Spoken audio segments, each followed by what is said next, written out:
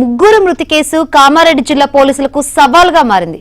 Bikkanoor SI Sai Kumar, constable శృతి, operator Nikhil మృతిపై అంతులేని ప్రశ్నలు ఎన్నో పోలీసులకు సవాల్గా మారాయి. ఎస్ఐ, కానిస్టేబుల్, ఆపరేటర్ మధ్య సంబంధం ఏంటన్న దానిపై ఆరా తీస్తున్నారు.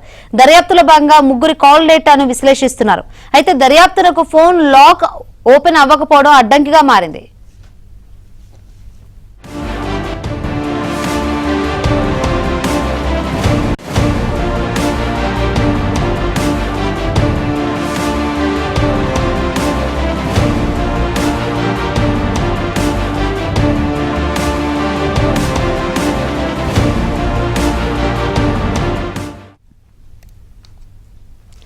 రైట్, ముగ్గురు మృతి కేసు కామారెడ్డి జిల్లా పోలీసులకైతే సవాలుగా మారిన పరిస్థితులు అయితే కనిపిస్తుంది. దీంట్లో భిన్న కోణాలు అయితే కనిపిస్తున్న పరిస్థితులు అయితే కనిపిస్తున్నాయి. మరిన్ని వివరాలు అందించేందుకు మా ప్రతినిధి శ్రీపతి సిద్ధంగా ఉన్నారు. శ్రీపతి.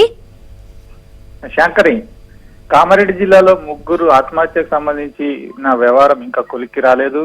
ప్రధానంగా ఇందులో నిందితులు ఎవరు లేకపోవడం, అలాగే ప్రత్యక్ష సాక్షులు గాని, ఈ ముగ్గురి మధ్య ఉన్న సంబంధానికి విషయాలు తెలిసిన వ్యక్తులు కానీ లేకపోవడంతో ఇది చాలా క్రిటికల్ గా మారింది. పోలీసు ఉన్నతాధికారులు కూడా హైదరాబాద్ స్థాయిలో, డీజీపీ స్థాయిలో కూడా ఈ కేసుకు సంబంధించిన ఆరా తీస్తున్నారు. ప్రధానంగా కామారెడ్డి జిల్లా ఎస్పీ సింధు శర్మ సొంతంగా వ్యక్తిగతంగా ఆమె ఈ కేసు విచారణలో ఉన్నారు. గత 3 రోజులుగా 3 ప్రత్యేక బృందాలు రంగంలోకి దిగాయి. 3 బృందాలు కూడా విచారణ కొనసాగిస్తున్నాయి. ఈ పరిస్థితుల నేపథ్యంలో ఎలాంటి ఆధారం కూడా ఇప్పటి వరకు లభించలేదు. కేవలం ఊహాగానాలు, అలాగే సీన్ రీకన్స్ట్రక్షన్ ద్వారా తెలిసిన విషయాలతోనే ఇప్పటి వరకు చర్చ జరుగుతుంది. అయితే మొత్తానికైతే ఎస్ఐ సాయి కుమార్, అలాగే కానిస్టేబుల్ శృతి మధ్య ఉన్న సంబంధమే ఈ సంఘటనకు దారితీసినట్లు ఒక ప్రాథమిక నిర్ధారణకైతే వచ్చారు. సాయి కుమార్ కు శృతికి మధ్య గత కొంతకాలంగా సంబంధం కొనసాగుతుంది. వీరి మధ్య ఏం జరిగింది అనే విషయం చెప్పడానికి ఒక ప్రత్యక్ష సాక్షి కూడా లేరు. వీరిద్దరికి సంబంధించిన వ్యవహారాన్ని గత కొంతకాలంగా దగ్గరుండి చూస్తున్న నిఖిల్ కూడా ప్రాణాలు కోల్పోవడం అనేది ఆ పోలీసులకు సవాల్గా మారింది. ప్రధానంగా ఈ ముగ్గురు సంఘటనా స్థలానికి చేరుకునే వరకు ఎలా జరిగింది, ఎక్కడి నుంచి బయలుదేరారు, ఎన్ని గంటలకు వెళ్లారనే విషయాలు టెక్నికల్ ఆధారాలతో మాత్రం సేకరించగలిగారు. ఆ సంఘటన జరిగిన రోజు 25వ తేదీన ఉదయం నిఖిల్ బయలుదేరాడు. మధ్యాహ్నం సమయంలో ఎస్ఐ సాయి కుమార్ తన సొంత కారులో వచ్చారు. అలాగే 3-4 ప్రాంతంలో శృతికి ఫోన్ చేసి కామారెడ్డికి రప్పించారు. ఈ ముగ్గురు కామారెడ్డికి చేరుకున్న విషయాల్లో మాత్రం ఒక క్లారిటీ వచ్చింది. అయితే వీళ్ళు కామారెడ్డిలో బస్టాండ్ నుంచి అడ్లూరెల్లారెడ్డి చెరువు వద్దకు ఎందుకు వెళ్లారు, అక్కడ ఏం జరిగిందనే విషయంలో మాత్రం ఇప్పటి వరకు స్పష్టమైన ఆధారాలు లభించలేదు.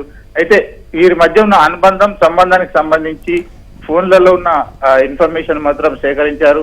అంటే వాట్సాప్ చాటింగ్లు కావచ్చు, ఫోన్ కాల్స్ కి సంబంధించిన ఇన్ఫర్మేషన్ కావచ్చు. ఈ ఆధారాల వల్ల మాత్రం వీరి ముగ్గురి మధ్య ఏదో కీలకమైన సంబంధం ఉంది. ఒక కీలకమైన విషయం మాత్రం వీరి మధ్య వివాదంగా మారింది. ఈ విషయంలోనే గత కొంతకాలంగా ఈ ముగ్గురు కూడా తీవ్ర స్థాయిలో మాట్లాడుకుంటున్నారు. అంటే గంటల తరబడి ఫోన్లలో మాట్లాడుకున్నారు, అలాగే వాట్సాప్ చాటింగ్లు చేసుకున్నారు. ఈ విషయంలోనే ఆ సంఘటన జరిగిన రోజు ఈ ముగ్గురి మధ్య కూడా వివాదం జరిగి ఉండాలి, అలాగే గొడవ కూడా జరిగి ఉండాలి అని ఒక అంచనాకు మాత్రం వచ్చారు.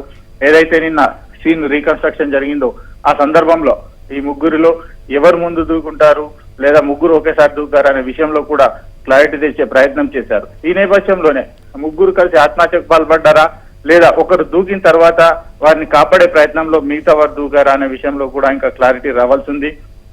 ఇప్పటి వరకు అందిన సమాచారం ప్రకారం ఏదైతే పోస్టుమార్టం నివేదికల తర్వాత ఈ ముగ్గురు మాత్రం సహజంగానే నీటిలో మునిగి చనిపోయారు. ఎక్కడ కూడా గాయాలు కానీ ఎవరిపై దాడులు జరిగిన ఆనవాళ్ళు అయితే బయటకు రాలేదు. అయితే ఈ ముగ్గురు దూకడానికి ప్రధాన కారణం వచ్చి సాయి కుమార్, అలాగే శృతిల మధ్య ఉన్న ప్రధానమైన కీలకమైన ఒక అనుబంధమే ఈ వివాదానికి ప్రధాన మూలంగా మాత్రం ఒక అంచనాకు వచ్చారు. Shankari. Right Sripathi, thank you.